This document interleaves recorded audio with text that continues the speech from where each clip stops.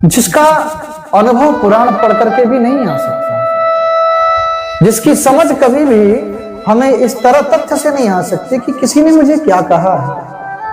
कोई अगर तुम्हें अपना अनुभव दे रहा है तो वो उसका अनुभव है, वो तुम्हारा अनुभव कतई नहीं हो सकता, तुम्हारा व्यक्तिगत अनुभव नहीं हो सकता। और परमात्मा के बारे में तो बिल्कुल भी नहीं। परमात्मा का तो मार्ग वो मार्ग है महाराज जिसमें आपका अनुभव स्वतः का अनुभव होना चाहिए।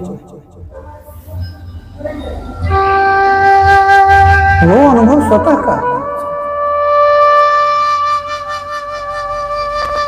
ध्यान वो प्रक्रिया है जो व्यक्ति को भीतर दिखाती है।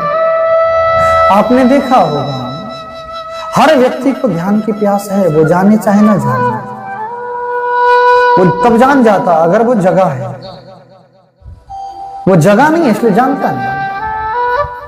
आपको न परमात्मा को ढूंढना है, ना ही तुम्हें दुनिया के किसी भगवान को ढूंढना है, ना देवी देवता को ढूंढना है, ना किसी चीज को ढूंढना है। क्योंकि सुसुप्ता अवस्था में तुम ढूंढ के करोगे भी तो क्या करोगे? जिस अवस्था में तुम सोए हुए हो, जहां पर तुम्हारी नींद ही नींद है, अगर तुम्हें परमात्मा मिल भी जाए तो तुम्हें लगेगा कि सपना में मिला। तो सबसे पहले ढूंढने से पहले जरूरी है जागना।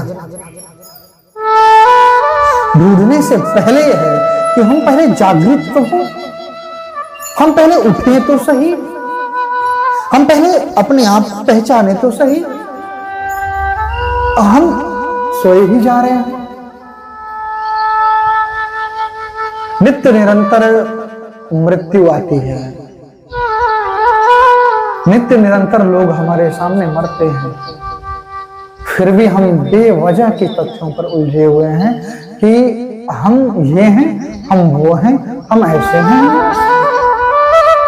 सपने में अगर तुमने अरबों की संपत्ति पा भी लिया तो क्या मतलब है? जैसे ही नींद खुलेगी खत्म हो जाएगा। संपत्ति तो वो है जो मौत आ जाए फिर भी वो संपत्ति जैसी थी वैसे ही रहे। मौत भ्रम लगने लगे, तब समझना तुम अमीर हो गए।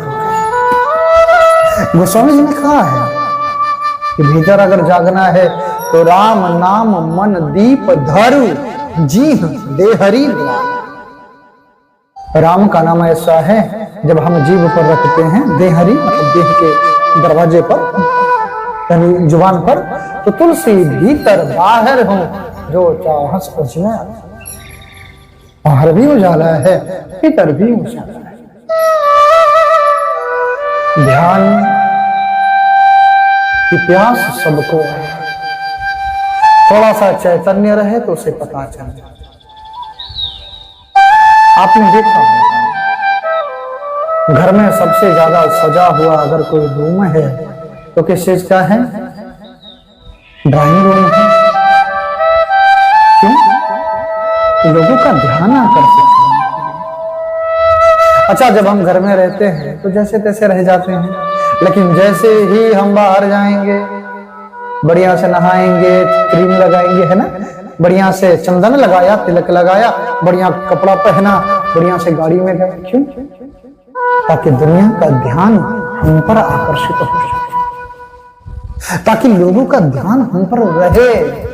वेश और कुछ नहीं करता है, वेश केवल दूसरे का ध्यान खुद पर आकर्षित करने की प्रक्रिया। हमें लोग किस दृष्टिकोण से देखें? हम सम्मान चाहते हैं तो ऐसा वेश बनाएंगे, सीधी सीधी बात है। वेश का अध्यात्म से क्या लेना देना?